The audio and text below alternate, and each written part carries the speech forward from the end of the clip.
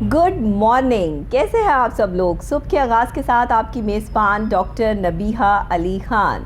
जी हाँ, आपको मेरी मुस्कुराहट से अंदाज़ा हो रहा होगा कि अभी मैंने ज़ाहिर है कि करंट या पॉलिटिकल इशू को जो है यहाँ डिस्कस करना है। जो मामलात और हालात हो रहे हैं, जिस तरह ये सियासी गहमा गहमी और मामलात अरूज पर जा रहे हैं, उससे काफ़ी ऐसी बातें सामने आ रही हैं जिस पे बात करना ज़रूरी है। ज़ाहिर है कि अगर हुकूमत की सिचुएशन देख ली जाए तो हुकूमत तो ये देखकर ही हैरान है कि कितने अरकान जो हैं वो इस वक्त सिंध हाउस में बैठे हैं, और दूसरी तरफ अगर अपोजिशन की बात कर ली जाए तो अपोजिशन इस टाइप काफ़ी तगड़े नंबर्स के साथ लीड कर रही है। मेरा कल का प्रोग्राम भी आपने देखा होगा, उसमें हमने बात की, हमारे सीनियर एनालिस्ट हमारे साथ थे इफ्तिखार अहमद साहब। उन्होंने जरदारी साहब को कहा कि जरदारी साहब, अगर आपके पास 172 से ज़्यादा नंबर हैं तो फिर आपको प्रेस कॉन्फ्रेंस कर लेनी चाहिए, बता देना चाहिए कि मेरे पास नंबर ज़्यादा हैं। तो आज और कल शाम से आप देख रहे हैं कि टेलीविज़न स्क्रीन पर क्या बातें चल रही हैं, हॉर्स ट्रेडिंग के मामला चल रहे हैं। अब ये जुमला एक ऐसा है, ये लफ्ज़ एक ऐसा है कि जिसको इस्तेमाल करते हुए भी इंसान जो है वो 100 दफ़ा सोचता है कि ये कैसी ट्रेडिंग है जिसमें अरकान को ख़रीदा जाता है, उन पर पैसा लगा कर उनको अपना बनाया जाता है। लेकिन अगर अरकान से बात की जाए तो वो साफ इस चीज़ से मुकर जाते हैं या इनकार कर देते हैं कि हमने किसी पैसे की बेस पे नहीं बल्कि अपनी ज़मीर की बेस पे फ़ैसला किया है। तो क्या अगर PTI के इतने अरकान, जो कि 24 की तादाद अभी फ़िलहाल बताई जा रही है और शायद इससे भी ज़्यादा है, जो कि पाकिस्तान पीपल्स पार्टी कहती है कि हमने अपनी तरफ कर लिए हैं और हम हुकूमत को एक बहुत बड़ा तोहफ़ा देने जा रहे हैं, जिस पे हुकूमती अरकान और के भी मुख्तलिफ मामला सामने आ रहे हैं। हुकूमती जो सियासतदान हैं, जो हमारे पॉलिटिशियंस हैं, उनके मुख्तलिफ जो है वो रवैये सामने आ रहे हैं, जिनमें फवाद चौधरी साहब के भी जो है वो बातें आपने सुनी। साथ ही जो है वो शेख रशीद साहब भी कुछ इस तरह की बातें जो है वो कर रहे हैं, मामलात सामने आ रहे हैं। तो ये वज़ीर-ए-आज़म का जो सिंध हाउस में ट्रेडिंग के जो मामलात चल रहे हैं, इस पर पुलिस एहलकारों के दरमियान ही बैठ कर जो है वो ब्रीफिंग दी गई है। उनको बताया गया है कि कितने अरकान जो हैं पाकिस्तान तहरीक इंसाफ के पाकिस्तान पीपल्स पार्टी के साथ जा मिले हैं, और उन्होंने पाकिस्तान तहरीक इंसाफ को खैर बात कह दिया है।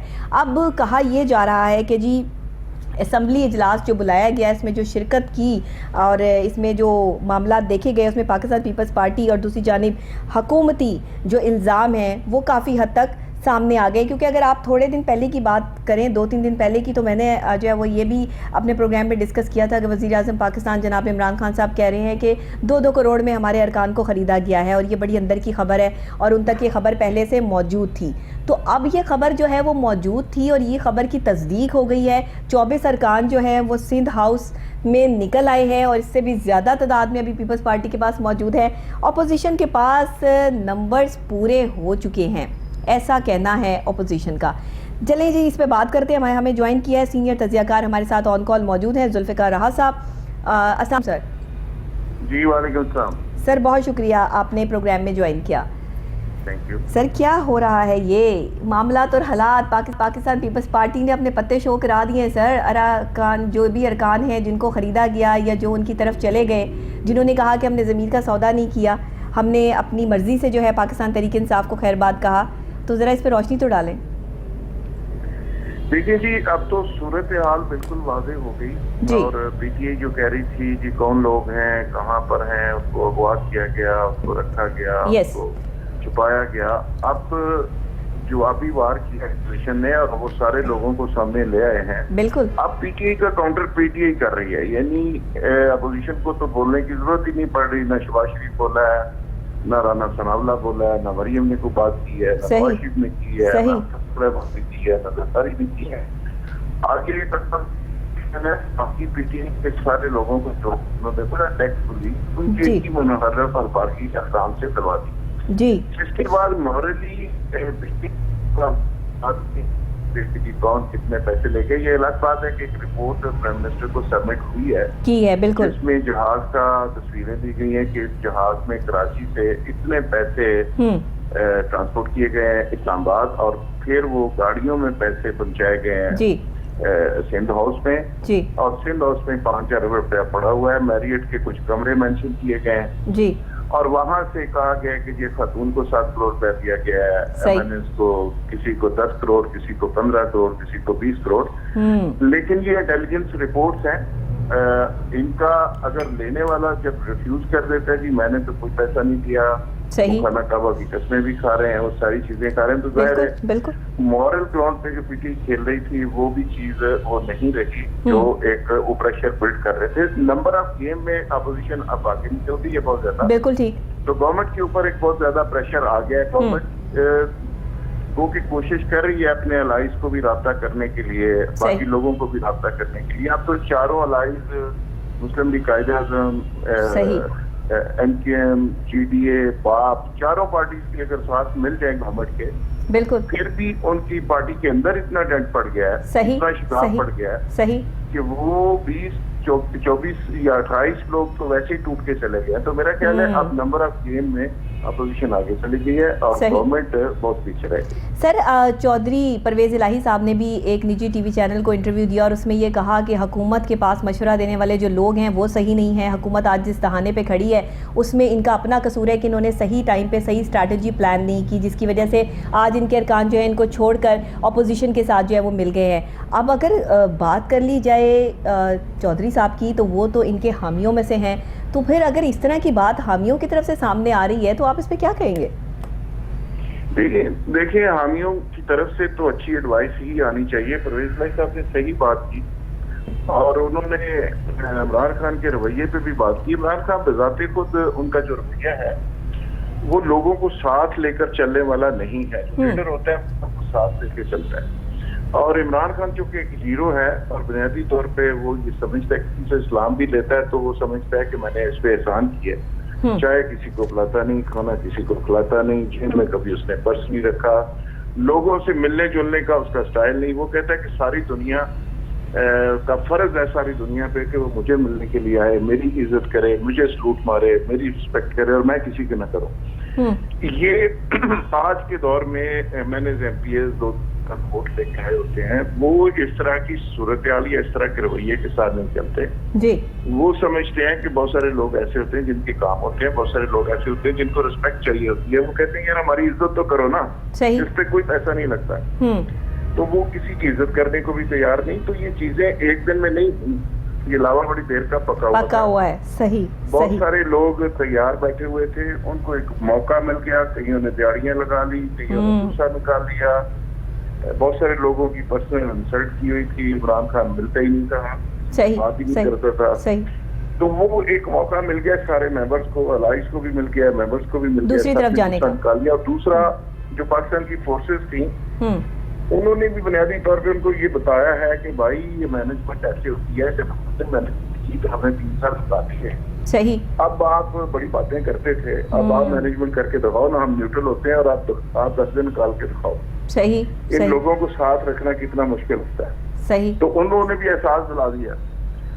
تو یہ ملٹی پرپز چیزیں تھیں. یہ معاملہ ظاہر ہے لیکن اب تو کلیئر ہو گیا نا. شیخ رشید صاحب کے بھی بیان پر آپ کیا کہیں گے؟ وہ بھی اپنا جو ہے وہ بیان ریکارڈ کروا لیا. فواد چودھری صاحب نے جو ہے وہ ان کو گھوڑے اور خچر سے جو ہے وہ تشبیہ دے دی. اب یہ اس طرح کے جملے اور الفاظ استعمال کیے گئے ہیں اپنے ہی ارکان کے لیے کہ پتہ چل گیا کہ لوٹے کون تھے اور اسی لیے ان کی طرف جو ہے وہ چلے گئے. اب خبریں تو پہلے سے تھیں حکومت کے پاس.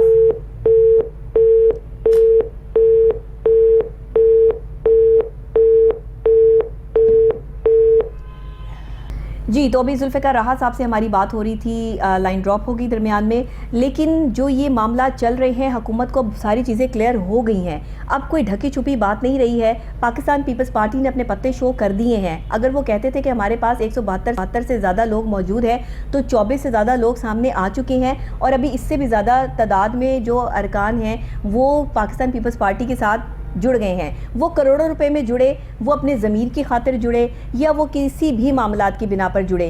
اس وقت پاکستان تحریک انصاف کی حکومت اور اپوزیشن کے جو معاملات اور تحریک عدم اعتماد جو ہے وہ سب کے سامنے کلیئر ہوتا نظر آ رہا ہے. لیکن ایک اور خاص بات سامنے آئی ہے کہ پاکستان پیپلز پارٹی نے وفاقی حکومت پر الزام بھی عائد کر دیا ہے کہ بہت جلد یہ سندھ ہاؤس پر حملہ کرنے والے ہیں. اب یہ ایک بہت بڑی بات ہے, کیونکہ اگر پاکستان پیپلز پارٹی کے طرف سے یہ بیان کا آنا اور وفاقی حکومت پہ اتنا بڑا الزام عائد کرنا, آنے والے وقت میں کیا اسٹریٹجی پلان ہوتی ہے, کہیں یہ معاملات کسی خون خرابے یا کسی اور طرف نہ چلے جائیں. اسی لیے بہت سارے لوگ جو ہے یہاں پر کہہ رہے ہیں, تجزیہ کار بھی کہہ رہے ہیں اور بھی لوگ کہہ رہے ہیں کہ عوام کے لیے اس وقت جو ہے وہ کافی پیشنس کا مظاہرہ کرنا پڑے گا. ہماری سیاسی پارٹیوں کو اس وقت یہ ثابت کرنا پڑے گا کہ آپس کی جو بھی چپکلش ہے, جو بھی معاملات ہیں, اس میں کوئی بھی تصادم کی طرف بات نہ جائے, تاکہ پاکستان کے حالات اور معاملات جو ہیں وہ سیٹلڈ رہیں. کیونکہ سیاسی گہما گہمی میں آپ کو پتہ ہے کہ پھر یہ ایکٹیویٹیز جب ہوتی ہیں تو اور ایکٹیویٹیز جو ہے وہ بند ہو جاتی ہیں اور لوگوں کے لیے جو ہے وہ کافی پریشانی کا باعث بنتی ہے. بہرحال جی, سندھ ہاؤس میں کیا ہو رہا ہے اس کی خبر ہم نے آپ کو دی ہے. سندھ ہاؤس میں جو ارکان موجود ہیں انہوں نے حکومت کو بیان دیا ہے یا کیا کہا ہے وہ بھی میں آپ کو ذرا شارٹ بتا دیتی ہوں. نور عالم خان ہیں, وہ کہتے ہیں رکن اسمبلی نور عالم خان, کہ وزیر اعظم عمران خان کے 20 کروڑ والی بات پہ مجھے بہت افسوس ہوا. 3 برس سے کرپشن کے خلاف آواز اٹھا رہا ہوں اور مجھ پر یہ الزام عائد کیا گیا, میں اس کو ایکسیپٹ نہیں کرتا. پھر باسط بخاری صاحب, MN باسط بخاری جو ہے وہ کہتے ہیں میں نے کوئی وزارت نہیں مانگی, ہم پر تہمت لگا رہے ہیں, آزاد الیکشن لڑا, منتخب ہوا, ان سے وزارت بھی نہیں مانگی. اختلافات ماں باپ میں بھی ہوتے ہیں, اس کا مطلب یہ نہیں کہ وزراء جو ہے وہ تہمت لگائیں. پھر نواب شیرو جو ہے وہ کہتے ہیں کہ ووٹ ڈالنے کے لیے فواد چودھری کو چبی ڈال کر جائیں گے, ان سے پوچھنے کی ہمیں کوئی ضرورت نہیں ہے, ہمارے برخوددار ہیں, یہ بڑکے ہیں اور ہمیں گدھے اور خچر کہہ رہے کہ بلایا جا رہا ہے. تو یہ باتیں سچی نہیں ہیں اور اس میں کوئی سچائی نہیں ہے اور اس چیز پر ہمیں افسوس ہے. اب اس طرح کا بیہیویئر جو ہے وہ سامنے آ رہا ہے ان ارکان کا جو پاکستان پیپلز پارٹی سے جا ملے ہیں. کلیئر ہو گیا ہے بہت کچھ معاملات اور حالات جو بھی اس وقت لیڈ کر رہے ہیں. حکومت جو ہے وہ ابھی بھی اپنی بات پر قائم ہے. حکومت کو ایسا لگتا ہے کہ اب جو وہ جلسہ کرنے جا رہے ہیں یا جو بھی انہوں نے اپنی جو ہے پاور شو کرنا ہے اس کے بعد وزیر اعظم جناب عمران خان صاحب اور مستحکم ہو جائیں گے. تو دیکھنا یہ ہے کہ کیا آپ کو ایوان میں نمبرز پورے کرنے ہیں یا پھر سڑک پر آ کر پاور شو کر کے ثابت کرنا ہے کہ کون کتنا طاقتور ہے. یہ بات اور یہ فیصلہ وقت پر چھوڑ دیتے ہیں. اسی کے ساتھ میں بریک لوں گی اور بریک کے فوری بعد جب واپس آتے ہیں تو پھر ہمارے دوسرے ٹاپک جو ہمارے ساتھ ہیں وہ ڈسکس کرتے ہیں. میرے ساتھ رہیے گا.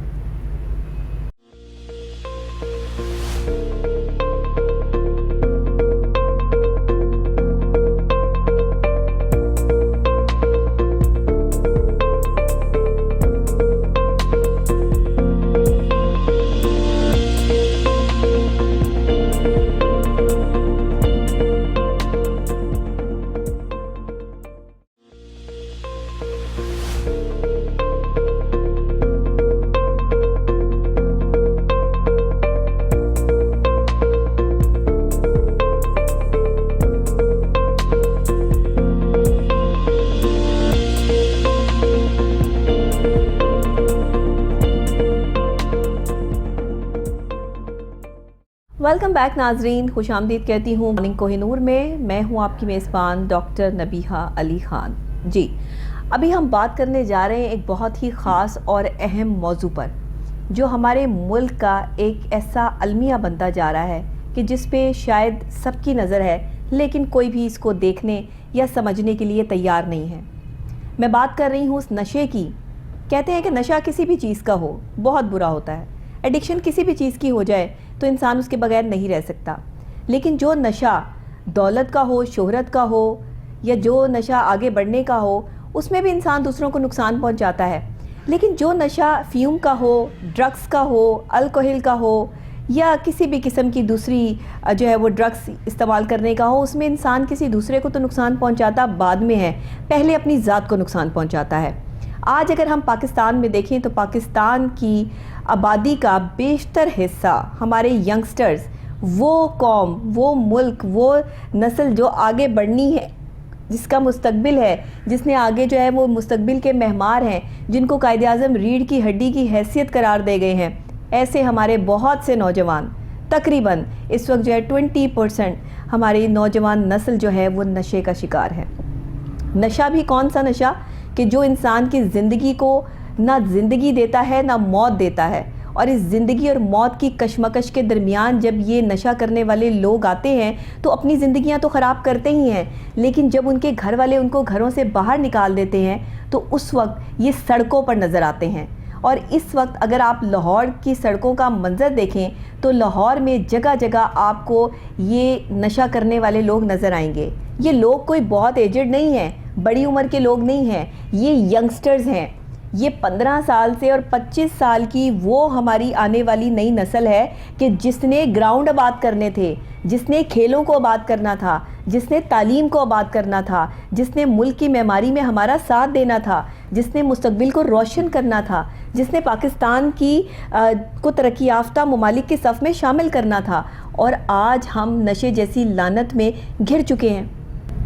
ہمارے ساتھ اسٹوڈیو میں موجود ہیں ہمارے ہیلتھ رپورٹر ڈاکٹر محمد عدنان، جو کہ کوہ نور نیوز میں ہیلتھ رپورٹنگ کرتے ہیں، اور انہوں نے نشے کے حوالے سے ایک رپورٹ تیار کی ہے جو کانا کے علاقے کی ہے۔ بتاتی چلوں کہ کانا وہ علاقہ ہے جہاں اس وقت سب سے بڑا پولیس اسٹیشن موجود ہے۔ 84 گاؤں جو ہے کانا کے ارد گرد لگتے ہیں، اور اس کا جو گراؤنڈ تھا وہاں پہ اب کالج بن چکا ہے، تو گرین بیلٹ ایریا میں آپ کو جو ہے نشہ کرنے والے لوگ سرعام بیٹھے نظر آئیں گے، اور یہ زیادہ فاصلہ نہیں ہے پولیس اسٹیشن سے اس گرین بیلٹ کا۔ تو پہلے یہ رپورٹ دیکھتے ہیں اور پھر اس پہ بات کرتے ہیں۔ کہ بھائیو یہ نشہ چھوڑ دو، یہ بیکار ہے نشہ، یہ بیکار ہے نشہ۔ پاکستان میں خاص کر شہر لاہور میں منشیات کا استعمال بڑی تیزی سے بڑھ رہا ہے۔ ہیلتھ آرگنائزیشن کے ادارے ڈرگ اینڈ کرائمز کے اعداد و شمار کے مطابق پاکستان میں تقریباً 10 ملین افراد منشیات جیسے موذی مرض کا شکار ہیں۔ ان میں 4 ملین افراد وہ ہیں جن کی عمر 15 سے 25 سال ہے۔ ان میں 2 ملین افراد تقریباً وہ ہیں جو کالجز اور یونیورسٹیز میں تعلیم حاصل کر رہے ہیں۔ ایک اعداد و شمار کے مطابق تقریباً ہر 10واں طالب علم منشیات کا استعمال کر رہا ہے، جو بہت تشویش کی بات ہے۔ تعلیمی اداروں میں منشیات کے بڑھنے کی ایک بڑی وجہ گراؤنڈ کا کم ہونا یا نہ ہونے کا برابر ہے۔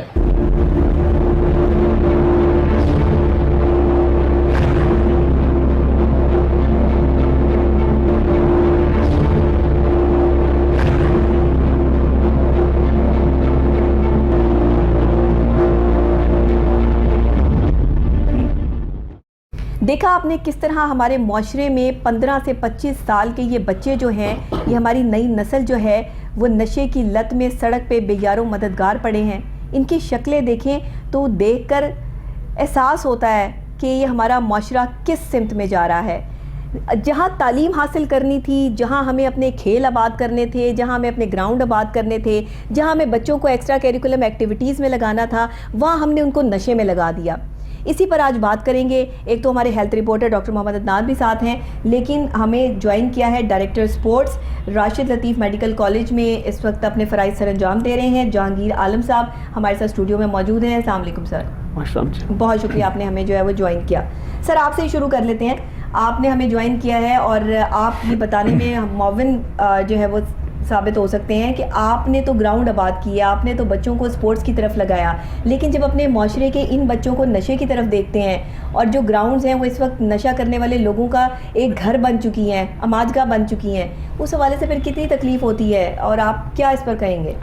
اس وقت جو سب سے بڑا المیہ یہ کہ ہم نے جو اسکول لیول پہ یا کوئی بھی ادارے ہیں ان میں نمبر کی دوڑ لگ گئی ہمارا۔ ہم نے بک ورم تو بنا دیا اور ٹاپر بنا دیا، لیکن اس کی صحت کے بارے میں کچھ بھی نہیں سوچا جا رہا۔ ہر ایک جگہ پہ یہ کہا جا رہا ہے کہ میرا بچہ نمبر جو ہے ٹاپ کر جائے، ڈاکٹر بنے گا، انجینئرز بنے گا، لیکن کیا کہ سب سے پہلے کہ پاکستان کی بقا جو ہے وہ تو اسی یوتھ سے ہے۔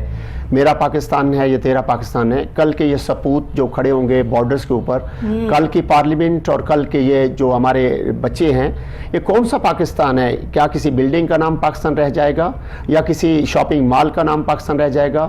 یہ پاکستان اس وقت بالکل دیمک کی طرح ہو رہا ہے، کیونکہ جس قوم کے گراؤنڈ غیر آباد ہو جاتے ہیں اس قوم کے قباخانے، جواخانے اور ان کے ہاسپٹل آباد ہوتے ہیں۔ اور جبکہ آج یہی چیز ہے کہ ہم نے سب سے پہلے کانا نو کے حوالے سے بات ہو رہی تھی۔ کانا نو میں جب سپورٹس کے حوالے سے کام کر رہا تھا، وہاں سے انٹرنیشنل پلیئر میں نے پیدا کیا خالد بھٹی کے نام پہ، چندراؤں سے اس کا تعلق تھا، اشرف عرف اچھو تھا، پاکستان آرمی میں گیا، اسکاؤٹس انٹرنیشنل इंटरनेशनल इस वक्त लम्स में हैं, अतीक रहमान, लेकिन ये मट्टी बड़ी ज़रखेज़ है, ज़रा नम हो तो इन बच्चों को अगर मौका दिया जाए। गवर्नमेंट लेवल पे एक टूर्नामेंट होता था, डिस्ट्रिक्ट लेवल टूर्नामेंट होते थे, डिवीज़न लेवल पे टूर्नामेंट होते थे, सूबाई लेवल पे हमारा बच्चा पहुंचता था, तमाम टूर्नामेंट ऑफ कर दिए गए। हम मिडल में जब पढ़ा करते थे तो मिडल से लेकर हमें वहाँ से टूर्नामेंट्स के लिए 8-8 दिन तक कैंप लगता था। हॉकी, हमारे इंटरनेशनल हॉकी जो हमारी ओलंपिक से लेकर चैंपियन से लेकर इसलिए तबाह हो गई, हम स्कूल लेवल पे हॉकी ख़त्म कर दी गई। और जबकि नंबर जरूर लें, मैं नहीं कहता नंबर ना लें, लेकिन इस वक्त तालीम और तरबियत जो थी, तालीम तो हमने ले ली कि तरबियत से हम खाली हो गए। कहते तालीम वाला जहाँ से गुजर जाए वहाँ खुशबू आती है, उसका लहजा, उसका अंदाज, उसका बोलना, उसका बैठना, उसका किरदार, उसका अदब। लेकिन आज का जो स्टूडेंट्स है वो अच्छे अच्छे कॉलेजेस में चला गया, अच्छे अच्छे ब्रांड्स में हमने डाल दिया, लेकिन उसके बाद उसकी सेहत के बारे में किसी ने नहीं सोचा। उसकी लैंग्वेज का देख लीजिएगा, किसी जगह पर सफ़र कर रहे हो तो वो नहीं कहते अच्छा जिस्म अच्छे ज़हन का मालिक होता है। एक्स्ट्रा पावर का जो इखराज है, एक्स्ट्रा पावर जब इंसान वह चीज़ ग्राउंड है जो उसका हल है, अगर उसका इखराज नहीं होगा तो वो मुआशरे के अंदर हेल्दी एक्टिविटी नहीं देंगे किसी भी शख्स को, और इस खासतौर पे यंगस्टर्स को, तब तक आप जो है वो उनसे अच्छे की तवक्को नहीं कर सकते। वो कहाँ जाकर जो है वो अपनी फ्रस्ट्रेशन या टेंशन का हल निकालेंगे जब तक वो वॉक नहीं करेंगे, जब तक वो अपनी एक्सरसाइज नहीं करेंगे। हमारी आउटडोर गेम्स थी, आउटडोर इसलिए ऑफ हो गई कि हमारा मोबाइल ने सबरी ले ली। आज से पहले क्या होता था कि सुबह की सैर होती थी या कोई वॉक के लिए जाते थे, आज हमारे इतना फास्ट हो गया कि हम आसमान की तरफ भी देखने का हमारे पास टाइम नहीं है। सेकेंडली कि जब वो जो स्कूल लेवल से जो गेम हमारी स्टॉप की गई, जो मैं जब स्पोर्ट्स करवाते थे तो हमारा डिस्ट्रिक्ट लेवल टूर्नामेंट सब करवाए जाते, फिर डिवीजन पे हम पहुंचते, फिर उसको सूबाई लेवल पे जाते। लेकिन इस वक्त मैम मैं जो बात कहूँगा, भाई मैं डायरेक्टर स्पोर्ट्स हूँ राशिद लतीफ़ मेडिकल कॉलेज में, तो कई दफ़ा कहा जाता है कि डॉक्टर्स को स्पोर्ट्स की क्या जरूरत है। बड़ी बड़ी बुक्स, यही सवाल आपसे करने लगी थी कि डॉक्टर्स को आप जो है स्पोर्ट्स सिखा रहे हैं तो ये तो आप बड़ा नेकी का काम कर रहे हैं, क्योंकि डॉक्टर्स का तो जाहिर है शोभा, मैं खुद बाहैसियत एक माहिर नफ्सियात जो है इस चीज़ को समझती हूँ कि ये एक्स्ट्रा करिकुलम एक्टिविटीज़ बहुत ज़रूरी है, चाहे वो डॉक्टर हो, इंजीनियर हो, कोई पायलट है, प्रोफेसर है, कुछ भी है, लेकिन ये उसका जो है वो एक टैग है, बट उसकी एक लाइफ भी तो है, उसकी एक हेल्दी एक्टिविटी भी तो होनी चाहिए। तो इस हवाले से कितने डॉक्टर सपोर्टिव हैं ये तो बताइए ज़रा। मैम इस वक्त राशिद लतीफ़ मेडिकल कॉलेज में हमारे पास गर्ल्स की 5 टीमें क्रिकेट्स की हैं। अच्छा, और हमारे इंटरनल और एक्सटर्नल मैचेस जो लम्स तक या मुख्तलिफ यूनिवर्सिटीज़ में जाते हैं, शुक्र अल्हम्दुलिल्लाह वहाँ पे टॉप किया बच्चों ने। लेकिन कि डॉक्टर एडवेंचर में जाएगा, ज़लज़लों में जाएगा, उसे मुख्तलिफ जगहों पर जाना है, बहुत ज़्यादा उसने ड्यूटी देनी है, डे नाइट ड्यूटी देनी है, और एक अच्छा जिस्म अच्छे ज़हन का मालिक होता है। तो क्या कि वो जो डॉक्टर है जो हमारा कल जो मैं उसको कहता हूं कि वो एक ऐसा है कि जिसका मजीद सेहतमंद होना ज़रूरी है। हमारे जो अपने डायरेक्टर हैं, हमारी CEO मैम सबात खान, वो हमें स्पेशल यकीन करें कि इस वक्त पूरा जो डॉक्टर मेडिकल कॉलेज राशिद लतीफ़ है उसमें, और हमारे जनाब आफ्ताब मोहसिन साहब प्रिंसिपल हैं, डीन है हमारे जनाब आफ्ताब, जनाब जो मोहसिन साहब, उन्हें ये हमें फुल कहा हुआ है। हमारी एनुअल स्पोर्ट्स होती है, एथलेटिक मीट्स करवाई जाती हैं, और उसके बाद हमारा लेकिन जहांगीर साहब हम ये मेडिकल कॉलेजेस में इस तरह से देखते नहीं है कि डॉक्टर्स की एक्स्ट्रा करिकुलम एक्टिविटीज़ जो है वो इतनी अच्छे तरीके से चल रही होती हैं, और लोग जो है वो इसको इतना ज़्यादा प्रमोट नहीं करते हैं, क्योंकि डॉक्टर्स को तो लोगों ने समझ लिया, टैग लगा दिया है कि ये एक बहुत सीरियस पर्सनैलिटी है, ना ये हंस सकते हैं, ना बोल सकते हैं, ना खेल सकते हैं, ना उठ बैठ सकते हैं, सिर्फ ये मरीज़ों का इलाज कर सकते हैं, और अगर डॉक्टर कुछ और कर दें तो फिर एक तूफ़ान जो आ जाता है पूरे मुल्क में। तो ये आप एक बड़ा अहम काम कर रहे हैं, इस पर भी हम बात करते हैं। हमारे साथ डॉक्टर नान यहाँ पर बैठे हैं, आप हेल्थ रिपोर्टिंग करते हैं, आपकी अभी रिपोर्ट भी हमने जो है वो चलाई देखी। नशे की लत इस वक्त पाकिस्तान में, मैं पंजाब नहीं कहूँगी, सिंध नहीं कहूँगी, बलूचिस्तान नहीं कहूँगी, पाकिस्तान में, कराची ले लें, इस्लामाबाद ले लें, लाहौर की सड़कें ले लें, हर जगह आपको नशा करने वाले हमारे यंगस्टर्स नज़र आ रहे हैं। किधर है एंटी नार्कोटिक्स, किधर है ये फोर्स? आपकी किसी से बात हुई, कोई आपने जो है रब्ता करने की कोशिश की कि इनको इलाज क्यों नहीं करवाया जाता, ये सड़कों पे क्यों पड़े हैं? किसी पुलिस के जो है वो आला हुकाम से आपकी बात हुई, क्या जवाब देते हैं? जी मैम, सबसे पहले तो आपका शुक्रिया प्रोग्राम पे मुझे लेने का। मैम जब मैं ये रिपोर्ट बना रहा था तो यकीन जाने दिल खून के आंसू रो रहा था कि ये हमारे कायदे आज़म ने जो हमें कहा था कि जो मेरी यूथ है وہ ہمارے پاکستان کی ممار ہے، یہ ہمارے ممار ہیں، یہ کوئی باہر سے آئے ہوئے لوگ نہیں ہیں، یہ ہم ہی سے کوئی ہمارا بھائی ہے، کوئی چچا ہوگا، کوئی آپس میں کوئی رشتہ داروں میں سے کوئی ہوں گے. اور یہ بات کر رہا ہوں میں اسپیشلی پاکستان کا علاقہ لاہور، اور لاہور کا سب سے بڑا سمجھ لے کہ میں کہتا ہوں کہ مضافاتی علاقہ کہانا، جس کو 84 جو ہیں چھوٹے جو گاؤں ہیں اس کے ساتھ ملا لیں آپ، اور لاہور کا سب سے بڑا سپر تھانہ ہے یہ. اور اس کے چند گز چند میٹر پہ جو گرین بیلٹ بنایا گیا ہے اس میں سرے عام نشہ بیچا جا رہا ہے. ساتھ ہمارا فیمیل کالج ہے، میل کا کالج ہے، اور میں نے خود لڑکے دیکھے ہیں ایسے، اور یقین جانے میرے خون دل جو ہے خون کے آنسو رو رہا ہے، یہ بولتے ہوئے مجھ سے بولا نہیں جا رہا. یہ اس کی وجہ کیا ہے؟ صرف یہی وجہ ہے کہ یہ کل کو آنے والے میرے بچے ہیں، آپ کے بچے ہیں، جو کالجز میں جاتے ہیں، جب وہ سرے عام دیکھتے ہیں تو کچھ تو سٹیٹس کے طور پہ دیکھتے کہ ہم اس پر یقین کریں گے کہ جس کالج میں آپ اپنے بچے کو بھیج رہے ہیں، جس اسکول میں ایڈمیشن کروا رہے ہیں، وہاں سے آپ کا بچہ جو ہے وہ کچھ بن کے نکلے گا یا وہ نشے کی لت لے کے نکلے گا؟ بس یہی تو خطرہ ہے، یہی تو خطرے کی بات ہے کہ ہم بچوں کو بھیجتے ہیں کہ یہ کل کو ان کا مستقبل کیا ہوگا. جب وہ گرین بیلٹ کے اندر سے گزرتے ہیں، کالج کی طرف جاتے ہیں، تو سرے عام جب دیکھتے ہیں تو بے شک فرسٹلی سیکنڈ ٹائم ہونا دیکھے. ایک دوسرے کی حالت دیکھ کے دوسرے بندہ جو ہے وہ عبرت نہیں پکڑتا، بلکہ وہ اس کے جیسا بننے کی کوشش کرتا ہے. یہ نہیں دیکھتے کہ نشہ کرنے والے کس طرح سڑکوں پر رول رہے ہیں، ان کے گھر والوں نے کس طرح ان کو باہر نکال دیا ہے، وہ زندگی سے بالکل ختم ہو چکی ہے ان کی زندگی. وہ زندگی اور موت کی کشمکش میں موت کی دعائیں کرتے ہیں اللہ سے، اور ان کو موت نہیں آتی ہے، کیونکہ نشے میں کرنے والا بندہ تو اندر سے اور سخت ہو جاتا ہے نا، اس کا تو خون ہی خشک ہو جاتا ہے. تو یہ جو سینیریو، یہ جو سچویشن چل رہی ہے پاکستان میں، یہ آپ کی کسی سے بات ہوئی ہے کوئی اس پر جو ہے وہ کیوں نہیں امپلیمنٹ ہوا؟ میم میری کچھ پولیس آفیسر سے بھی بات ہوئی ہے. اور سیکنڈ میں آپ کو ایک بات کا جواب دے دوں. آپ جیسے کہ کہہ رہے تھے کہ بچے ہمارے یا اسٹوڈنٹس جو وہاں سے گزرتے ہیں، اور بات کرنا تو دور کی بات، یہ جو ہم عبرت تب حاصل کرتے ہیں جب یہ زندگی سمجھ لے کے ختم کرنے کے قریب ہوں گے. آپ نے میری وہ رپورٹ دیکھی ہے، اس میں خود بتا رہے ہیں کہ ہم نشہ چھوڑنا چاہتے ہیں، لیکن اب کیسے چھوڑیں؟ ہماری گورنمنٹ سیکٹر میں کون سے ایسے سینٹر ہیں جہاں پہ ان کو اب رکھا جائے؟ اگر سینٹر ہی نہیں ہے، بس یہی سب سے بڑا ہمارا المیہ یہی ہے. اس کے بعد کالجز میں کبھی کوئی ورکشاپس ہوئی ہے. کانا کی اگر میں بات کر لوں، آپ کو کانا کی بات بتاؤں، کانا میں ایک ہائی اسکول تھا، اس کا ایک بڑا گراؤنڈ تھا جسے ہم بڑا اسکول کہتے تھے. چونکہ میرا بھی کانا سے ہی تعلق ہے، میں خود اس اسکول سے پڑھا بھی ہوں، اور وہاں پہ ہم رات کے وقت ایوننگ میں جا کے کھیلتے تھے. صبح کو ہماری ورزش ہوتی تھی، اور وہ بڑا ہوتا تھا اسکول. لیکن ہوا کیا، ہمارے کچھ سیاستدانوں نے اس کو وہاں پہ کالج تو بنا دیا، ٹھیک ہے بالکل کالج بننا چاہیے، لیکن ساتھ ہی اوقاف کا اتنا بڑا رقبہ پڑا ہوا ہے، وہاں پہ آپ سپورٹس کمپلیکس بھی بنا سکتے ہیں. اور اگر بنا ہی بنا، وہاں پہ ایک سٹیڈیم بن گیا، گزشتہ گورنمنٹ نے ایک سٹیڈیم بنا دیا گیا، لیکن وہ ایل ڈی او کو دے دیا گیا، اس کو قبضہ دلوا دیا گیا. فیمیل کے لیے کوئی سپورٹس کمپلیکس نہیں ہے. جب آپ کا ایکسٹرا پاور کا اخراج نہیں ہوگا تو بچے یہاں تو پھر وہ جائیں گے، کسی کو قتل کریں گے، ماریں گے. کہیں نہ کہیں تو انہوں نے ایکسٹرا پاور کا اخراج کرنا ہے. نشہ پھیلے گا، نشہ پھیلے گا، سرے عام پھیل رہا ہے. اور یہ ہوتا گیا ہے میم، اصل میں سینیریو یہ ہے کہ وہ اب جیسے ہماری یہ رپورٹ چلی ہے یا کچھ ہوگا، اعلیٰ حکام وقتی طور پہ نوٹس لیں گے، گرین بیلٹ کو وقتی طور پہ خالی کر دیا جائے گا، پیٹ کے وہاں سے اٹھا دیا جائے گا. لیکن جو بیچنے والے ہیں، جو بیچنے والا مافیا، ان کو نہیں پکڑا جاتا. صرف جو پینے والوں کو پکڑنا سولوشن نہیں ہے. سولوشن تب ہوگا. خاطر ہم لوگوں نے اپنے ضمیر بیچنے شروع کر دیے ہیں. بالکل ایسے ہی ہے. ضمیر کا سودا ہے کہ نشہ بیچنے والا مافیا جو ہے وہ سرگرم عمل ہے پاکستان میں. اور اس وقت جو سچویشن ہو رہی ہے نا، اگر یہ سچویشن اسی طرح چلتی رہی تو آنے والے وقت میں کسی کو بھی، شاید کسی کا بھی بچہ محفوظ نہیں ہے. یہ لت ایسی ہے، بالکل ایسی، یہ نشہ جو ہے وہ ایسی لت ہے. آپ کیا کہیں گے جہانگیر صاحب، آپ اس حوالے سے کہ یہ اسپورٹس گراؤنڈ کانا میں تھا، اس پہ کالج بنا دیا گیا، اسپورٹس گراؤنڈ ختم کر دیا گیا، آپ کا خود بھی تعلق وہیں سے ہے، تو اس پر آپ لوگوں نے کسی اعلیٰ حکام سے بات کی کہ وہاں پہ کوئی لیڈیز کے لیے یا ویسے کوئی بچوں کی ایکٹیویٹی کے لیے کوئی گراؤنڈ تو بنائیں؟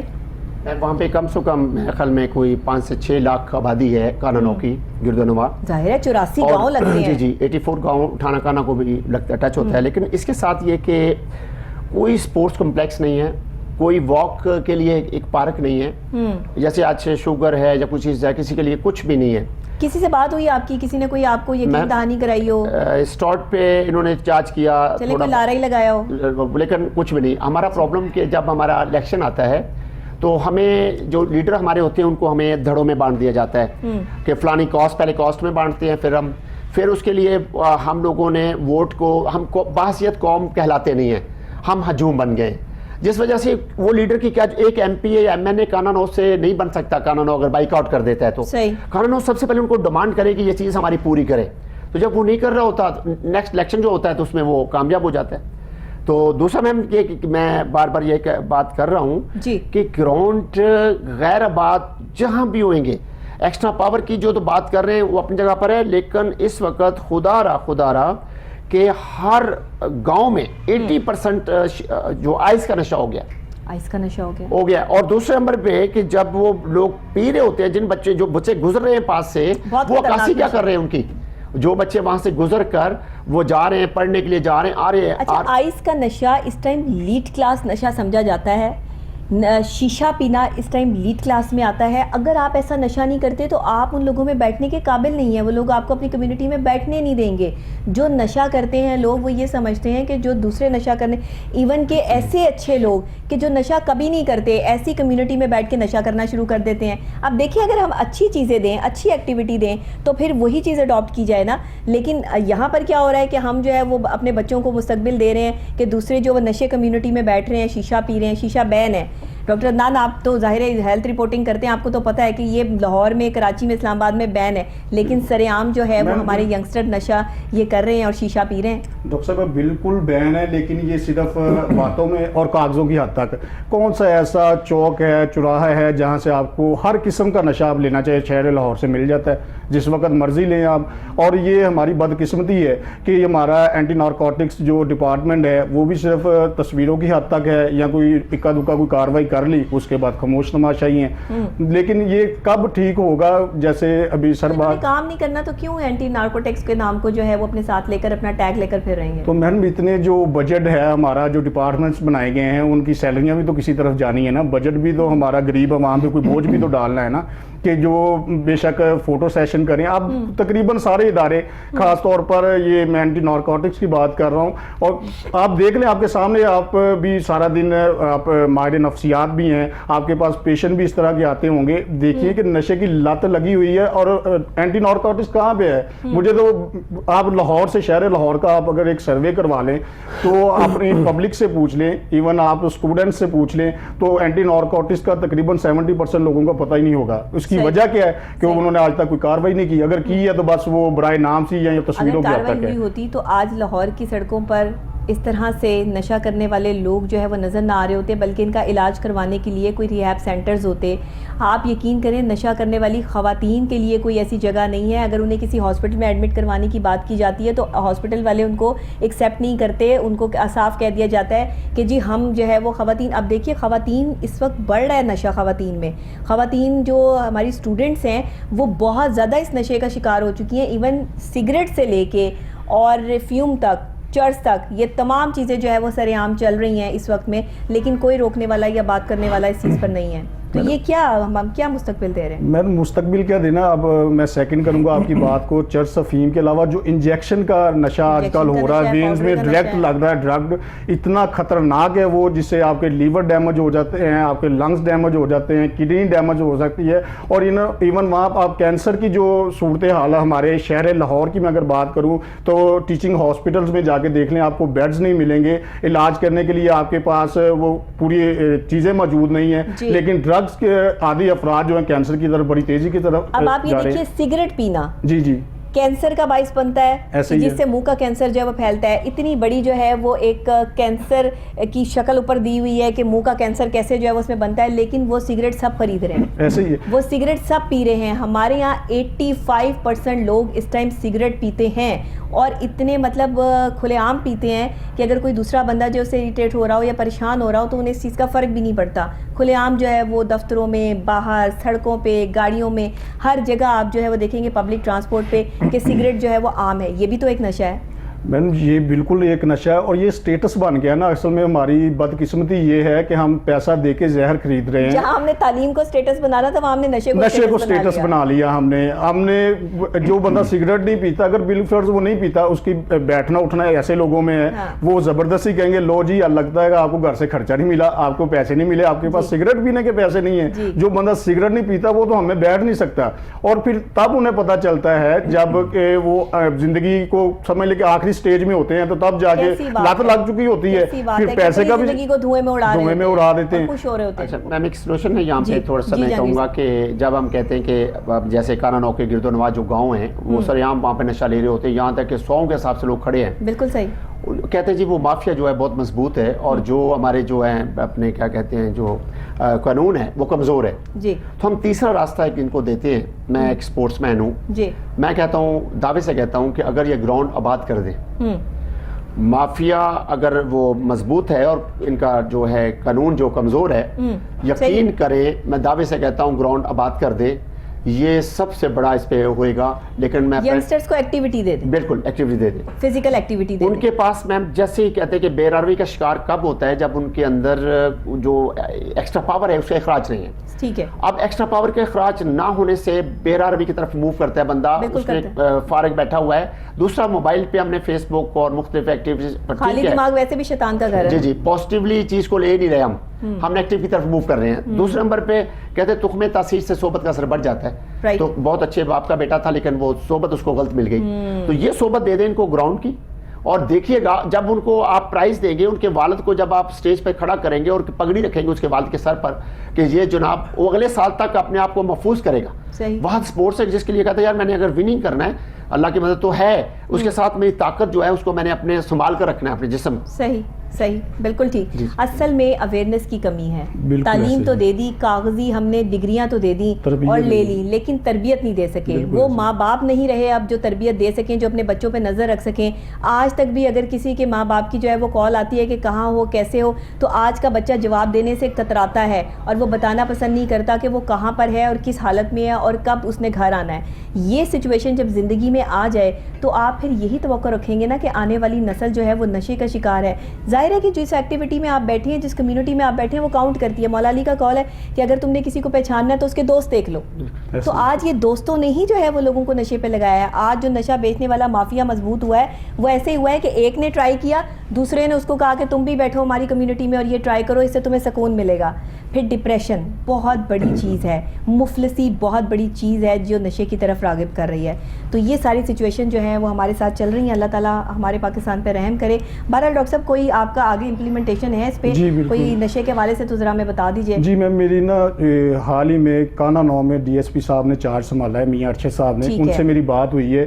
उन्होंने हमने उनको बताई, जब रिपोर्ट बनाने से पहले मैंने फुटेज भी दिखाई कुछ, तो उन्होंने हमसे प्रॉमिस किया कि इंशाल्लाह मैं इस ग्रीन बेल्ट को खाली करवाऊंगा और कोशिश करूंगा कि मंशियात को जितना कंट्रोल कर सका मैं करूंगा। अल्लाह करे कि वो अपने इस प्रॉमिस में कामयाब हो जाएं और हमारा काने को जो लत लगी हुई है, स्पेशली काने को मैं इसलिए कह रहा हूँ क्योंकि यहाँ पे आपने पीछे तो हर जगह पे नशा लाहौर में बिक रहा है, लेकिन सरेआम सड़कों पे फिरोजपुर रोड है, ये कसूर और लाहौर को आपस में मिलाने वाली इलाका का एरिया है। आप केनाल रोड देख लें, आपको गिनती पे जो है वो गिनवा सकते हैं कि कौन कौन सी जगहें इस टाइम लाहौर में ऐसी हैं जहाँ पे सरेआम नशा फ़रोख्त भी हो रहा है और सरेआम जो है वो बच्चे बैठे हुए जो है वो नशे की लत में अपनी ज़िंदगियों को ख़त्म कर रहे हैं। ये बिल्कुल ऐसे ही है। मैं बात को सेकंड करूंगा, जैसे आप बता रहे थे कि पेरेंट्स का इसमें बहुत बड़ा रोल है जी। वालिदैन के पास आजकल अपने बच्चों को देने के लिए टाइम ही नहीं है। जब वक्त नहीं होगा तो बच्चे किसी ना किसी जगह पे तो जाएंगे। मैं इस प्रोग्राम की तो असल से वालिदैन से भी रिक्वेस्ट करूंगा कि खुदारा अपने बच्चों को वक्त दें। ये जो ज़िंदगी में हमने दौड़ लगा ली हुई है, बच्चों ने नंबर्स गेम्स की दौड़ लगा ली हुई है, हमने पैसा इकट्ठा करने की दौड़ लगा ली हुई है। छोटा बच्चा है 4 साल का, 5 साल का, उसके हाथ में मोबाइल थमा दिया है। अगर वालिद घर पे आता है तो बच्चों को टाइम देने की बजाय, उसकी एक्टिविटी देखने की बजाय हर वक्त मोबाइल पे लगा रहता है। खुदारा इस चीज़ पे गौर करें ताकि ये जो हमारे आने वाले मुस्तकबिल है, हमारे जो बच्चे हैं, नौजवान हमारी नस्ल है, ये बेरा रवि से बच सके। बिल्कुल ऐसे ही है। जी जहांगीर साहब, आप क्या जो है वो मैसेज देना चाहेंगे? मैं मैसेज देखो मैम के इस वक्त जो पेरेंट्स का रोल है तलीम और तरबियत का आ गया कि आज हमारी तालीम ये है कि 4 समरियाँ 2 आ जाएंगी, इस चैप्टर में से पेपर बनाएं और इसमें से तुमने नंबर लेने हैं। सबसे पहले छोटे छोटे जो स्कूल खुल गए फ्लैग्स और कोई उन्होंने उस चीज़ को मद्देनजर नहीं किया कि इसकी कौन सी चीज़ें होनी चाहिए थी, जिसको उसको हमने रजिस्टर्ड किया जी। लेकिन वो बच्चा जब हम प्राइमरी तक वो वहाँ पे जो ले रहा है, तालीम भी ले रहा है, तो क्या तालीम का फोकस सिर्फ और सिर्फ, आज से पहले हम थर्स्टी को पढ़ते थे, प्यासा कौवा जो कैंकरियाँ फेंकता था, पानी बाहर आ जाता था, वो अवेयरनेस ना दी गई।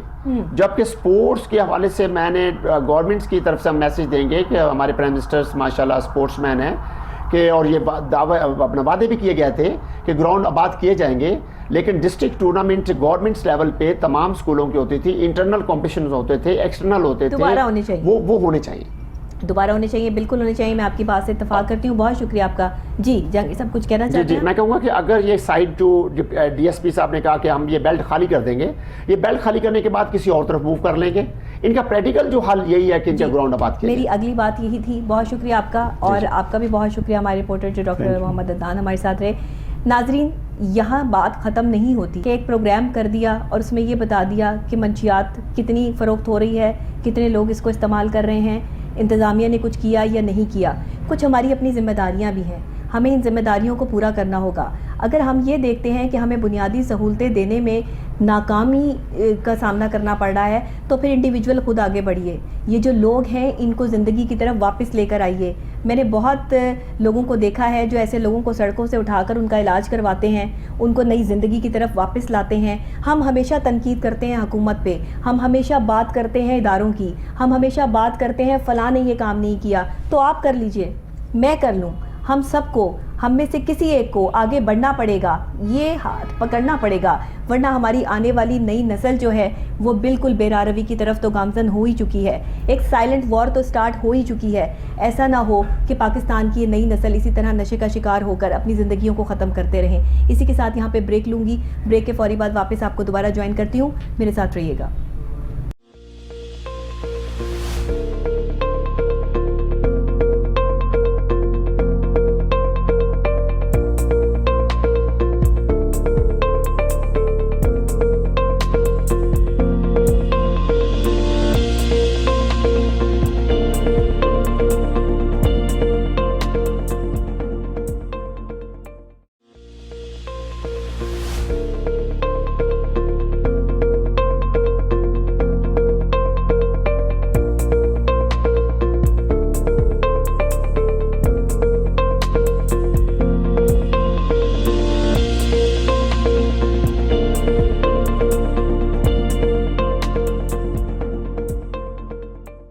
ویلکم بیک ناظرین. Programme good morning Koh Noor میں دوبارہ خوش آمدید کہتی ہوں.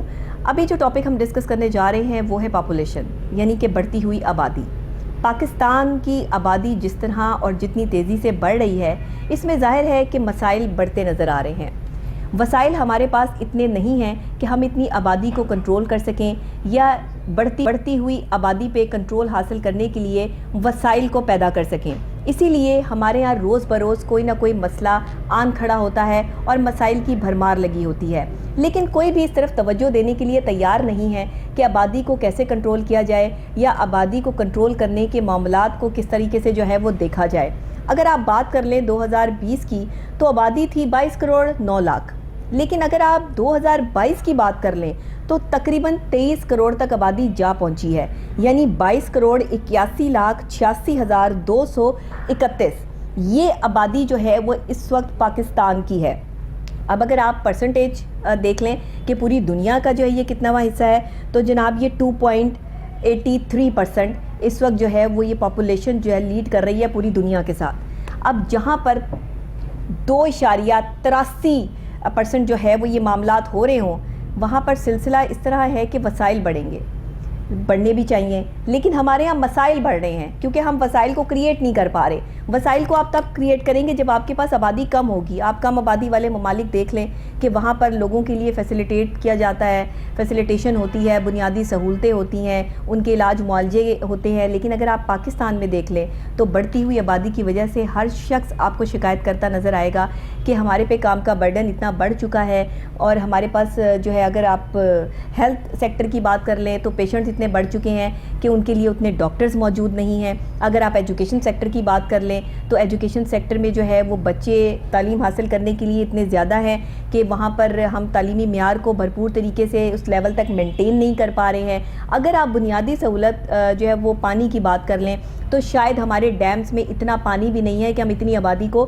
یہ پرووائڈ کر سکیں یا اس سے وہ فیض یاب ہو سکے. اسی لیے ہمارے پاکستان کے بہت سے علاقے ایسے ہیں جہاں پہ صاف پانی میسر نہیں ہے، اور اگر میسر بھی ہے تو وہ ایسا گدلا پانی ہے کہ کہ جو پی کر لوگ بیماریوں کا شکار ہو رہے ہیں، جس سے روز بروز مریضوں میں بھی اضافہ ہو رہا ہے، روز بروز جو ہے وہ ہمارے مسائل میں اضافہ ہو رہا ہے، اور ہم بنیادی سہولتوں سے محروم قوم جو ہے وہ دن بدن غربت کی خطے غربت سے بھی نیچے آتے چلے جا رہے ہیں۔ ایک تو ہوتا ہے نا کہ ہم مڈل کلاس لیول پہ سٹینڈ کر رہے ہوں، لیکن اس وقت میں جو مڈل کلاس طبقہ ہے وہ بھی غربت سے نیچے آ چکا ہے، یعنی کہ پڑھائی لکھائی کے معاملات ہوں یا آپ کی جو ہے وہ کاروباری معاملات ہوں، کوئی بھی فیسلٹی آپ کو اس وقت جو ہے وہ موجود نہیں ہے۔ اس کی سب سے بنیادی وجہ یہ ہے کہ ہماری پاپولیشن بڑھ چکی ہے، آبادی ہماری بڑھ رہی ہے، دن بدن یہ بڑھتی ہوئی آبادی کے مسائل جو ہیں وہ ہمیں اپنے گھیرے میں لیے ہوئے ہیں۔ اگر آج بھی ہم نے اس پہ کچھ نہ کیا، آج بھی ہم نے اس پہ کنسنٹریشن نہ کی،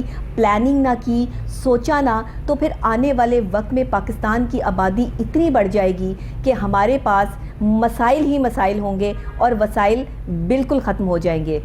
ایون کہ خوراک کی کمی، آپ نے دیکھا ہے کہ پاکستان کے بہت سے علاقوں میں خوراک کی کمی ہے، خوراک کی کمی کی وجہ سے بچے روز جو ہے وہ موت کا شکار ہو جاتے ہیں، خواتین یہاں خودکشی کرنے پہ مجبور ہو جاتی ہیں اپنے بچوں سمیت کہ ان کے پاس 3 دن سے بھوکے تھے یا 4 دن سے بھوکے تھے۔ اس بھوک اور مفلسی نے انسان کو خودکشی کرنے پہ مجبور کر دیا ہے۔ ایسا کیوں ہو رہا ہے؟ اگر کسی بھی گھر میں 1 بچہ ہو یا 2 بچے ہوں تو ان کا مستقبل تو شاندار ہوگا اور ان کے اوپر جو ہے وہ ماں باپ کی توجہ بھی پراپر ہوگی، لیکن اگر کسی گھر میں 8 بچے ہیں، 9 بچے ہیں، 10 بچے ہیں تو نہ تو آپ انہیں کوالٹی ٹائم دے پائیں گے، نہ آپ ان کے ساتھ جو ہے وہ اچھے طریقے سے انہیں اچھا مستقبل دے پائیں گے۔ تو پھر کیا ہوگا؟ تو پھر دن رات ایک مرد اور ایک عورت جو ہے وہ محنت کی چکی میں پستے رہیں گے اور پاکستان چلتا رہے گا۔ پاکستان چلتا رہے گا، مسائل بڑھتے رہیں گے، وسائل کم ہوتے رہیں گے، اور وسائل کریٹ کرنے والے عناصر جو ہیں ایک دن اپنے جو ہے ہاتھ کھڑے کر دیں گے کہ اب ہم کچھ نہیں کر سکتے۔ آنے والا وقت بتایا جاتا ہے، جو ریسرچ ہو رہی ہے اس میں یہ ہے کہ پاکستان کی جس طرح سے آبادی بڑھ رہی ہے تو لوگ آنے والے وقت میں خوراک سے ایسے محروم ہو جائیں گے کہ خوراک کی قلت ہو جائے گی، پانی کی قلت ہو جائے گی، ایون بجلی کی قلت جو ہے وہ ہو جائے گی، کیونکہ اتنے سارے پرووائڈنگ سچویشنز میں نہیں آ سکتا پاکستان۔ ہمارے پاس اتنے وسائل نہیں ہیں کہ ہم اتنی آبادی کو کنٹرول کر سکیں، اتنی آبادی تک یہ تمام فیسلٹی پہنچا سکیں۔ تو آبادی کو اس وقت کنٹرول نہ کیا گیا یا آبادی پر جو ہے وہ اس وقت کوئی بھی بات نہ کی گئی تو پھر آنے والے وقت میں ہم سب کو بھگتنا ہوگا، ہمارے بچوں کو، آنے والی نئی نسلوں کو بھگتنا ہوگا۔ تو ہم آنے والی نئی نسلوں کے لیے اگر ایک بہترین پاکستان چاہتے ہیں تو اس پاکستان کی پاپولیشن کو کنٹرول کرنے کے لیے ہمیں آگے بڑھنا ہے، ہاتھ بڑھانا ہے، کام کرنا ہے، وسائل کریٹ کرنے ہیں اور مسائل سے دور ہونا ہے۔ اس کے لیے بہترین چیز یہ ہے کہ جب آپ اپنے بچے، آپ کے گھر میں جب بچے 2 ہوں گے تو وہ کہتے ہیں نا کہ بچے 2 ہی اچھے، تو یہ میرا کوئی موٹیو نہیں ہے، یہ وہ حقیقت ہے کہ جس کو میں یہاں پر بیان کر رہی ہوں، اور اگر آنے والے وقت پہ اس پہ کام نہ ہوا تو سب سر پکڑ کر روئیں گے۔ آج جو چیزیں چل رہی ہیں، آپ دیکھ لیں، تھر کا علاقہ دیکھ لیں، وہاں پہ کس قدر خشک سالی ہے، وہاں پہ خوراک کی قلت ہے۔ پاکستان کے سندھ کے جو ہے وہ علاقے دیکھ لیں، آپ پنجاب کے کچھ علاقے دیکھ لیں، کیا مسائل ہیں ہمارے پاس گندم کی کمی ہو جاتی ہے، کبھی سبزیوں کی کمی ہو جاتی ہے، کبھی صاف پانی کی کمی ہو جاتی ہے، کیونکہ ہم اتنی پاپولیشن کو کنٹرول کرنے میں ناکام ہیں، ہم اتنی آبادی تک جو ہے وہ یہ تمام چیزیں نہیں پہنچا سکتے ہیں۔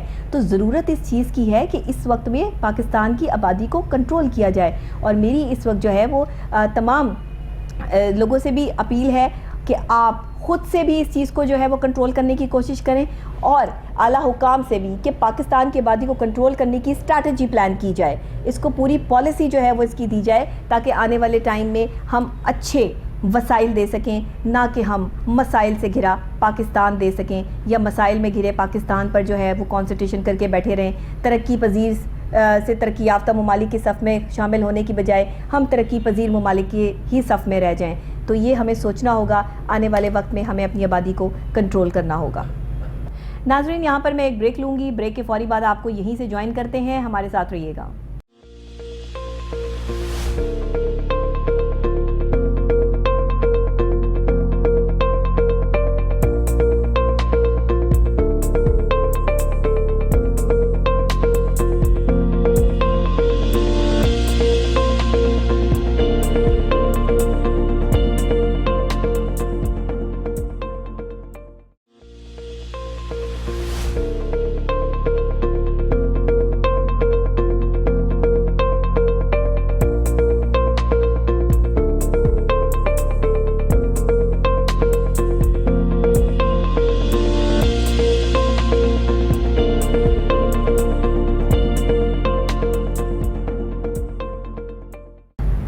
ویلکم بیک ناظرین، خوش آمدید کہتی ہوں آپ کو پروگرام کوہنور مارننگ میں. اور آج جو ہم ڈسکشن کریں گے ابھی وہ شب بارات کے حوالے سے ہے، کیونکہ آپ کو پتہ ہے کہ آنے والی رات شب بارات کی رات ہے، مغفرت کی رات ہے، عقیدت کی رات ہے، احترام کی رات ہے، محبت کی رات ہے، امن کی رات ہے، اور ساتھ ہی اپنی بخشش پانے کی رات ہے. بڑی خوبصورت بات ہے کہ یہ رات سجدہ عشق ادا کرنے کی رات ہے، اللہ اور بندے کے درمیان اس تعلق کی رات ہے کہ جس میں اللہ بار بار انسان کو، مسلمان کو یہ موقع دے رہا ہے کہ تم مغفرت مانگو، میں تمہیں عطا کروں گا. تم اپنے کردہ گناہوں کی معافی مانگو، میں تمہیں معاف کر دوں گا. تمہارے لیے دوزخ کے دروازے بند کر کے جنت کے دروازے کھول دوں گا. بہت خوبصورت شعر ہے کہ سجدہ عشق ہو تو عبادت میں مزہ آتا ہے، سجدہ عشق ہو تو عبادت میں مزہ آتا ہے، خالی سجدوں میں تو دنیا ہی بسا کرتی ہے. کہ جب تک آپ کے دل میں اللہ کی تڑپ اور اپنی غلطی اللہ کے آگے رکھ کر معافی مانگنے کی امید نہیں ہوگی، تب تک معافی نہیں ہو سکتی. صرف ایک میسج کر دینے سے کہ میں نے آپ کا دل دکھایا، آپ کو تکلیف پہنچائی، مجھے معاف کر دینا، صرف اس سے معافی نہیں ہوگی. معافی ہوگی تو دل سے ہوگی، معافی ہوگی تو سجدہ عشق ادا کرنے سے ہوگی، معافی ہوگی تو اس وقت ہوگی کہ جس وقت دل جو ہے تمام برائیوں سے پاک ہوگا اور اللہ کا راستہ اختیار ہوگا. اس رات کی فضیلت اور اہمیت کیا ہے؟ شب برات کی فضیلت اور اہمیت میں کتنے ہزار فرشتے زمین پر اتارے جاتے ہیں، کس طرح اس رات کی فضیلت اور اہمیت بیان کی جاتی ہے، اس میں عبادت جو کی جاتی ہے، اس میں جو نوافل ادا کیے جاتے ہیں ان کا کتنا ثواب ہے، کون سی عبادت شب بارات میں کرنی چاہیے، یہ آج ہم آپ کو پروگرام میں بتائیں گے. اور ساتھ ہی ہمارے ساتھ آن کال علامہ صاحب موجود ہوں گے جو اس پر بات بھی کریں گے، اور ساتھ ہی ہمیں یہ بھی بتائیں گے کہ کون سے ایسے لوگ ہوتے ہیں جو محروم رہ جاتے ہیں اس رات سے. کیونکہ اللہ کہتا ہے کہ بار بار اس رات میں آواز آتی ہے کہ ہے کوئی مانگنے والا، ہے کوئی مغفرت کا طالب، ہے کوئی اپنی غلطیوں پر ندامت میں آنسو بہانے والا کہ جس کو میں معاف کر دوں، کہ جس کے لیے میں جنت کے دروازے کھول دوں اور دوزخ کے دروازے بند کر دوں. تو اللہ کی رحمت سے کون ایسا شخص ہے جو لبریز نہ ہونا چاہے گا؟ کون سا ایسا مسلمان ہے جس کے دل میں یہ خواہش نہ ہو کہ اس کے گناہوں کی معافی مل جائے اس رات کو؟ کون سا ایسا شخص نہیں ہوگا جو اس رات عبادت کرے اور اس کو اس رات عبادت کرنے کا ثواب نہ ملے؟ شب بارات کی فضیلت اور اہمیت پہ بات کرنے کے لیے ابھی ہمیں جوائن کیا ہے ٹیلی فون لائن پہ علامہ ڈاکٹر میر آصف اکبر صاحب نے. السلام علیکم. السلام ورحمۃ اللہ. جی علامہ صاحب، بہت شکریہ آپ نے ہمیں ٹیلی فون لائن پہ جوائن کیا. شب بارات کی فضیلت اور اہمیت کے حوالے سے بات کریں، معافی کی بات کریں، مغفرت کی بات کریں، اللہ کے آگے سجدہ عشق ادا کرنے کی بات کریں، تو میں چاہوں گی کہ آپ ذرا اس کو بیان فرما دیں. جی بسم اللہ الرحمن الرحیم.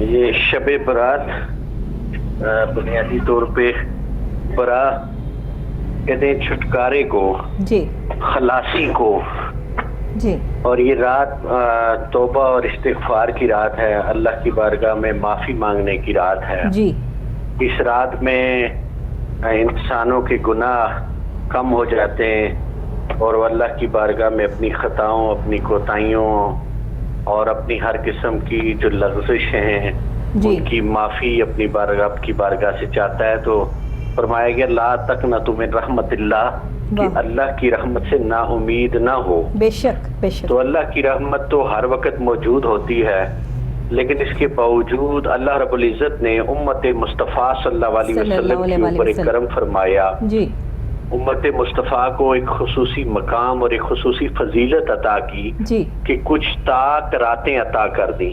سبحان اللہ. پہلی امتوں کی عمریں کافی طویل ہوا کرتی تھی، جی، اور ان طویل عمروں کی وجہ سے وہ زیادہ عبادت و ریاضت کرتے تھے، اس وجہ سے ان کے نامہ اعمال میں نیکیاں بھی زیادہ لکھی جاتی تھی، ان کا نامہ اعمال باری ہوتا تھا. جی، تو اللہ رب العزت نے اپنے محبوب کریم علیہ الصلوۃ والتسلیم کی امت پہ یہ کرم کیا، یہ انعام عطا کیا کہ اللہ رب العزت نے کچھ خاص طاق راتیں عطا کی.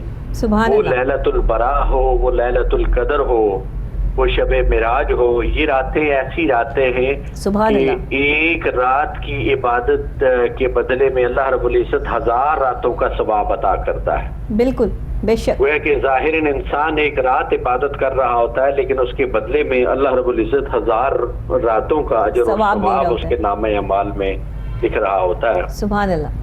اور اس لیے یہ خاصہ صرف امت مصطفیٰ صلی اللہ علیہ وسلم کا ہے. اور یہ جو شب برات ہے، اس رات میں بھی مسلمان کو، آقا کی امتی کو اللہ رب العزت 1000 گنا اجر و ثواب عطا کرتا ہے. اور حضور علیہ الصلوۃ والتسلیم نے فرمایا کہ اس رات کے اندر بنی کلب کی جو بکریاں ہیں ان کے بالوں سے زیادہ اللہ رب العزت اپنے بندوں کے گناہوں کو معاف کر دیتا ہے. اللہ اکبر. سبحان اللہ. اور یہ وہ رات ہے کہ جس رات اللہ رب العزت کے فرشتے آسمان دنیا کے اوپر آ کے ندا دیتے ہیں کہ ہے کوئی بندہ جو اللہ کی بارگاہ میں توبہ کرنے والا ہو. بے شک. ہے کوئی بندہ جو رزق کا متلاشی ہو اور اللہ کی بارگاہ میں وہ رزق کے لیے دعا کرے اور اللہ رب العزت اسے رزق وافر عطا کرے. بے شک. کیا ہے کوئی کسی مصیبت پریشانی میں مبتلا جو اپنے رب کی بارگاہ میں دستے دعا بلند کرے اور اللہ رب العزت اس دعا کے صدقے میں اس کی پریشانیوں کو، مصیبتوں کو دور فرما دے. سبحان اللہ.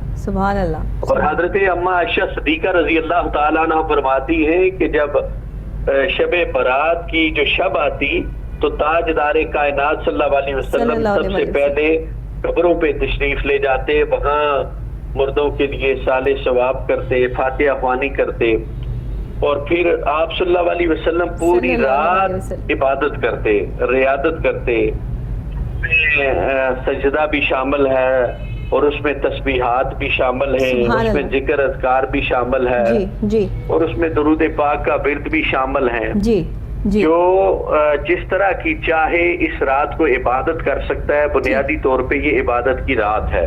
بالکل صحیح. اور جو اس کے لیے آسان ہو قرآن مجید کی تلاوت کرے، وہ نوافل ادا کرے، صحیح، وہ اللہ رب العزت کی بارگاہ میں آہو بکا کرے، وہ اپنے گناہوں کا احتساب کرے، اکاؤنٹیبلٹی کرے، اور اپنے سامنے اپنے گناہوں، اپنی خطاؤں اور اپنی کوتاہیوں کو رکھ کے اپنے رب کی بارگاہ میں التجا کرے، توبہ کی، استغفار کی، مغفرت اور بخشش کی. علامہ صاحب اللہ رب العزت کا وعدہ ہے کہ اس رات کو جو بھی بندہ میری بارگاہ میں توبہ کرے گا، استغفار کرے گا، میری بارگاہ میں التجا کرے گا، میں اس کی توبہ کو، اس کی التجا کو قبول کروں گا، اور اس کے نامہ اعمال میں جو ہے میں اضافہ کروں گا.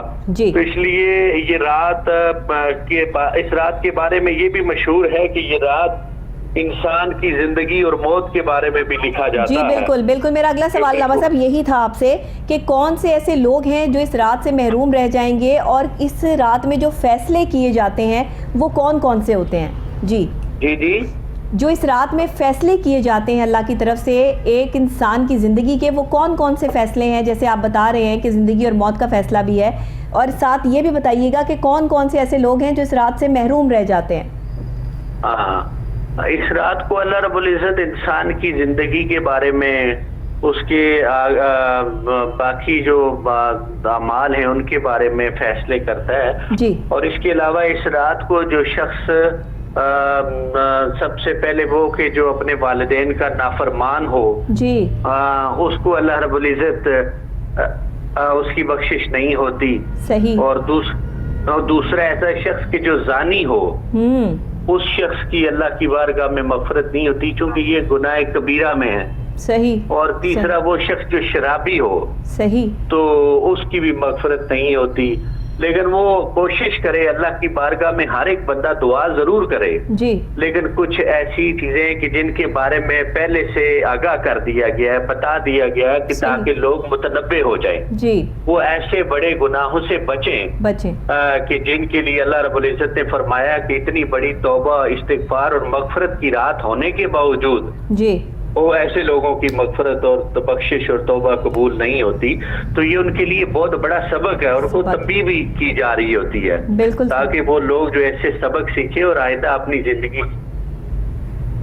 لیکن اصل میں بنیادی طور پہ دوسرے لوگوں کے لیے ایک سبق ہوتا ہے، اور ان کو بھی، ہر مسلمان کو بنیادی طور پہ میسج دیا جا رہا ہوتا ہے کہ ان گناہوں سے بچنا ہے. لیکن اگر وہ صدق کے دل کے ساتھ توبہ کرے گا تو اللہ رب العزت توبہ قبول بھی کر دیتا ہے. وہ رحیم ہے, بے شک, وہ غفار الرحیم ہے, وہ ہمیشہ توبہ کو قبول کرتا ہے.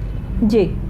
اور جو حقوق العباد ہوتے ہیں, بندوں کے حقوق, جب تک بندے معاف نہ کریں تب تک وہ معاف نہیں ہوتے. جو حقوق اللہ ہوتے ہیں وہ اللہ رب العزت معاف کر دیتا ہے. وہ کریم رب ہے. بالکل صحیح. وہ ان اللہ علی کل شیء قدیر ہے. بے شک, بے شک, بے شک صحیح فرما رہے ہیں. تو اس رات کو ہاں یہی کہوں گا کہ زیادہ سے زیادہ توبہ, استغفار, اور اپنے گناہوں کو, خطاؤں کو, کوتاہیوں کو اپنے سامنے رکھ کے اپنے رب کی بارگاہ میں جو ہے نا انسان کو توبہ کرنی ہوگی.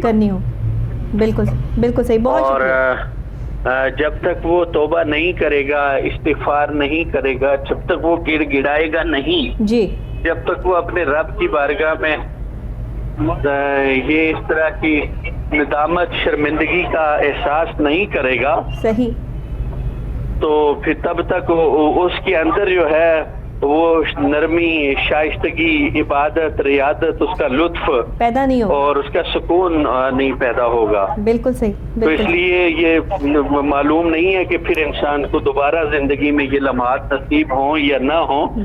اس لیے اسے چاہیے کہ اس رات سے فائدہ اٹھائے جی, اور اللہ رب العزت کی بارگاہ میں جو ہے وہ گڑ گڑا کے توبہ کرے, اور اس کی نیت اور اس یقین کے ساتھ کرے کہ میں اللہ کی بارگاہ میں جو توبہ اور استغفار کرنے جا رہا ہوں, میرا کریم اور رحیم رب میری اس توبہ کو قبول کرتے ہوئے میری خطاؤں کو, کوتاہیوں کو, گناہوں کو معاف کر دے گا. معاف کر دے گا. بالکل. بہت شکریہ علامہ صاحب آپ کا. آپ نے بہت خوبصورت بیان کے ساتھ جو ہے وہ اپنی بات کا اختتام کیا. بہت شکریہ علامہ صاحب آپ کا. آپ نے بھرپور طریقے سے اور بڑے ہی پیارے طریقے سے فضیلت اور اہمیت بیان کی شب بارات کی, اور ساتھ ہی یہ مغفرت کی جو رات ہے, اس مغفرت کی رات میں مغفرت صرف انہی لوگوں کو دی جاتی ہے جو اپنے دل سے سجدہ عشق ادا کرتے ہیں.